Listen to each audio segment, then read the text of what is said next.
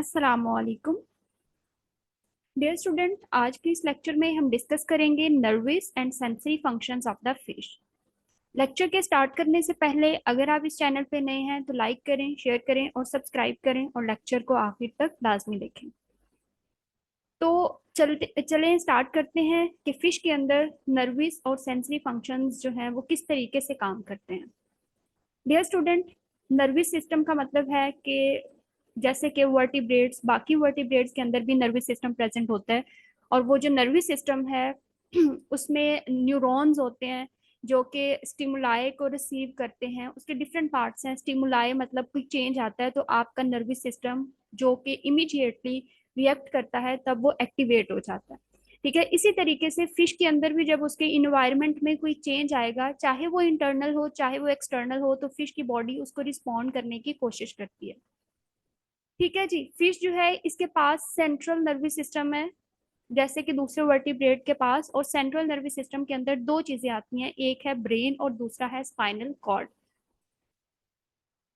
तो फिश के पास जो है वो प्रॉपर ब्रेन प्रेजेंट होता है जिसमें सेरिब्रम है, ऑप्टिक लोब्स प्रेजेंट है, सेरिबेलम भी प्रेजेंट है, मेडुला ऑब्लांगेटा भी प्रेजेंट है, पिट्यूटरी ग्लैंड भी प्रेजेंट है।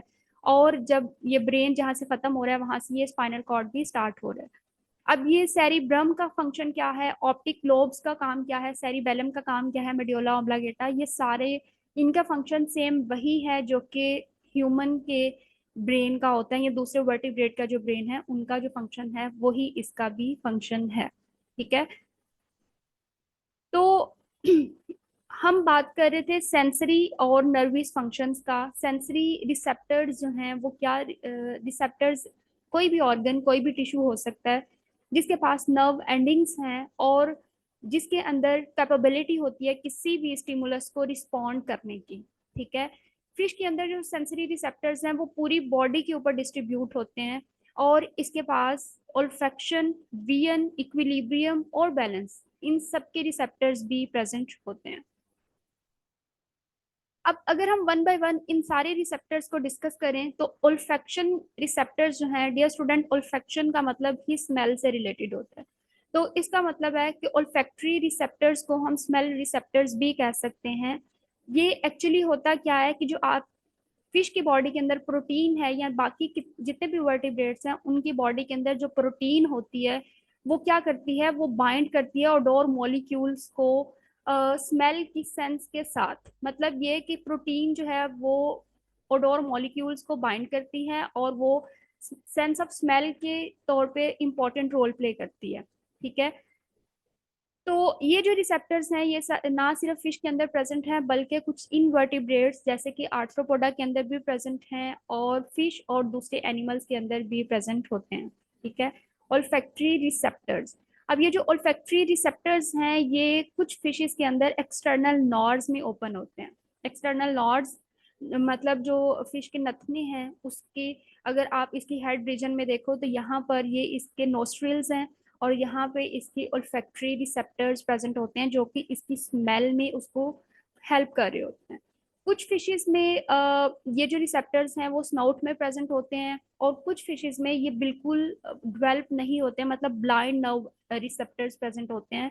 ब्लाइंड नर्व या ब्लाइंड एंडिंग रिसेप्टर्स का मतलब है कि उसमें प्रॉपर ये फंक्शन नहीं करते, मतलब बिल्कुल अच्छे तरीके से ट्रू डेवलपमेंट नहीं है, इसलिए हम इसको ब्लाइंड डेवलपमेंट कहेंगे। कुछ फिशेस जो हैं जैसे कि सालमन और लैम्प्रे। डियर स्टूडेंट, लैम्प्रे क्या है ये हमने प्रीवियस लेक्चर्स में इसकी क्लासिफिकेशन डिस्कस की थी। और सालमन जो है ये एक बोनी फिश है और लैम्प्रे हैग फिश जो है ना ये जो लैम्प्रे है वो स्फेलोस्पिडोमॉर्फी से बिलोंग करती है। ठीक है, अब ये जो फिशेस है ना इनके लिए ओल्फैक्शन बहुत ज्यादा इंपॉर्टेंट है। क्यों इंपॉर्टेंट है, क्योंकि ये हर साल ब्रीडिंग के लिए एक स्पेसिफिक जगह को सिलेक्ट कर लेती हैं और हर साल वहां पर ही ये ब्रीडिंग करती हैं। तो ये क्या करेंगी, फॉर एग्जांपल यहाँ पे इन्होंने पहले एग ले किए हैं, अगले साल ये क्या करेंगी, अपनी ओल्फैक्शंस को इस्तेमाल करेंगी और उसी जगह पे दोबारा से आएंगी और वहां पे रिप्रोड्यूस करेंगे। ठीक है, तो इसलिए इनके लिए ओल्फैक्शन बहुत ज्यादा जरूरी है। अगर हम इनके दूसरे सेंसरी रिसेप्टर की बात करें तो वो है आई। आई जो है इनका जैसे कि आपको नजर आ रहा है राउंड आई है इसके पास और वर्टिब्रेट की तरह का ही होती है इसकी आई की स्ट्रक्चर, बट ये लिडलेस है, कोई आपको पलके नजर यहाँ पर नहीं आ रही, ठीक है। तो इसका मतलब है, और ना ही कोई लिड नहीं है इसके ऊपर, ठीक है। ये आई जो है ये राउंड है और ये अपने लेंस को मूव करती है, जिसकी वजह से ये फॉरवर्ड और बैकवर्ड फोकस कर सकती है मूवमेंट के लिए। तीसरा जो रिसेप्टर है वो है ईयर। डियर स्टूडेंट, ईयर जो है फिश के अंदर सिर्फ और सिर्फ इनर होता है, ना तो इसके पास आउटर ईयर है और ना ही इसके पास मिडल ईयर है, ठीक है। लेकिन जो इनर ईयर है उसके अंदर क्या प्रेजेंट होता है, उसके अंदर कोक्लिया प्रेजेंट होता है और उसके अंदर सेमी सर्कुलर किनाल्स प्रेजेंट होती हैं, जैसे कि आपको यहाँ पे नजर आ रहा है। ओटोलिथ है और एंडोलिम्फ है, ये सारे के सारा जो पार्ट है ये इनर ईयर का पार्ट है, ठीक है। और ये क्या काम करता है, ये उसकी हेयरिंग में भी और इक्विलिब्रियम में भी उसको हेल्प करता है। कुछ फिशेस के अंदर बोनी ओसिकल्स होती हैं, मतलब बोन्स की प्लेटें प्रेजेंट होती हैं। ये जो बोनी ओसिकल्स हैं ये उसके स्विम ब्लैडर को स्कल के साथ कनेक्ट करती है और एज अ रिजल्ट जो स्विम ब्लैडर है वो एम्पलीफाई करता है साउंड को, ठीक है। उसके बाद अगर हम इसकी बात करें, lateral line system is very very important in the fish. जैसे कि आपको यहाँ पे नजर आ रहा है, this is the lateral line system which is present in the fish, और ये दोनों साइड पे प्रेजेंट होगी, ठीक है। लेटरल लाइन सिस्टम दोनों साइड पे प्रेजेंट होगी और हेड में जाके इसकी ब्रांचिंग हो जाती है।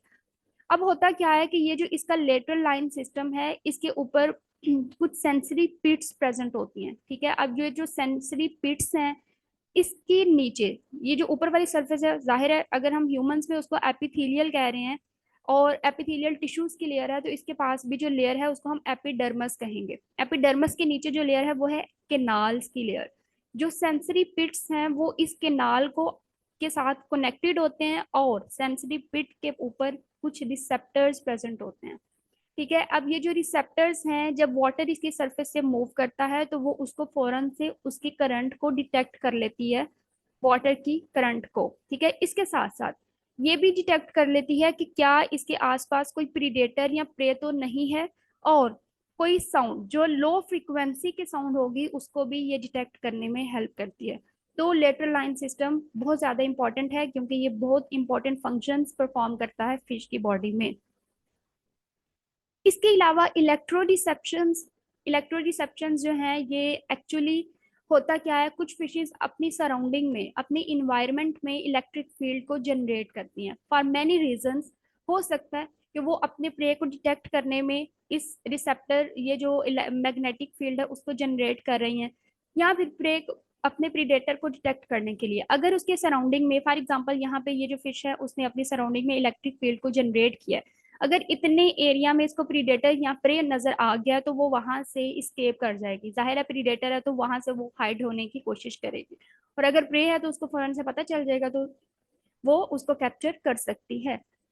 ऐसे ही इलेक्ट्रिक फील्ड की हेल्प से ये ओरिएंटेशन जो ऑब्जेक्ट्स हैं जो वाटर में मूव कर रहे हैं वो टूवर्ड और अवे उनकी ओरिएंटेशन को भी डिटेक्ट कर सकती है।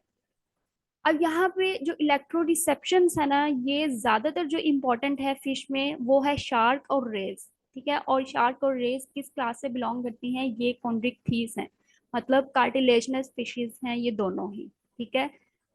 तो कार्टिलेजनस फिशेज हैं ये दोनों, और इसमें ये इलेक्ट्रो रिसेप्शन बहुत ज्यादा जरूरी है। शार्क में जैसे कि आपको यहाँ पे नजर आ रहा है इलेक्ट्रो रिसेप्शन, ये क्या करती है, ये इतना डेवलप इसमें होती है कि अगर कोई इसका प्रे मड के अंदर ब्यूरिड है तो उसको ये फौरन से डिटेक्ट कर लेती है। लेकिन एक प्रॉब्लम ये है कि अगर कोई इसका प्रे मड के अंदर तो है लेकिन वो डेड है तो वो उसको डिटेक्ट नहीं कर सकती, और दूसरा वो प्रे अगर वो मड के अंदर है और उसके ऊपर एक पॉलीविनाइल शीट आ गई है जो कि इंसुलेटिंग होती है तो फिर भी वो उसको डिटेक्ट नहीं कर सकती। इसके अलावा जितने भी इसके प्रे हैं वो उसको डिटेक्ट कर सकती है और उसको कैप्चर भी कर सकती है, और इसी तरह से वो बहुत ज्यादा ऑब्जेक्ट की मूवमेंट को डिटेक्ट कर सकती है और इलेक्ट्रिक फील्ड को बहुत हाई पावर में इसको जनरेट कर सकती है।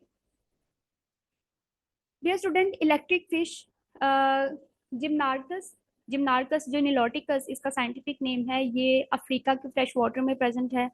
इसके पास हाई एबिलिटी है इलेक्ट्रो रिसेप्शन की, ठीक है।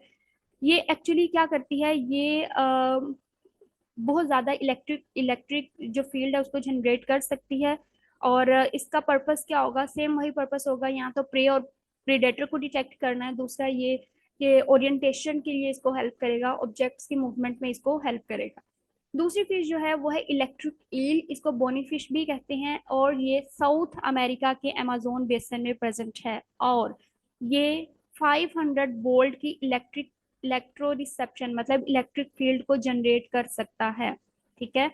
और इसके अलावा जो इलेक्ट्रिक रे जो है ये क्या करती है, ये जो पावर को जनरेट करती है वो है 50 वोल्ट की पावर को जनरेट कर सकती है, और इस वोल्ट से जो प्रे है वो स्टन भी हो सकता है और सम टाइम वो किल भी हो सकता है। ठीक है। तो इतना ज्यादा इंपॉर्टेंट है इनमें इलेक्ट्रो रिसेप्शंस और इलेक्ट्रो जनरेशंस। होपफुली आज का लेक्चर आपको समझ आ गया है। ये कुछ इंपॉर्टेंट पॉइंट्स हैं जो कि पीपीएससी के एग्जाम में, फिशरीज का कोई एग्जाम है, कोई भी एग्जाम है तो उसमें ये इंपॉर्टेंट पॉइंट्स जो हैं वो बहुत ज़्यादा ज़रूरी हैं, आते भी हैं, और बहुत सारे स्टूडेंट्स को इसके बारे में इल्म नहीं होता। तो अगर आपको आज का लेक्चर पसंद आया है तो लाइक करें, शेयर करें और सब्सक्राइब करें। अपना ख्याल रखिएगा और मुझे इजाज़त दें। अल्लाह हाफिज़।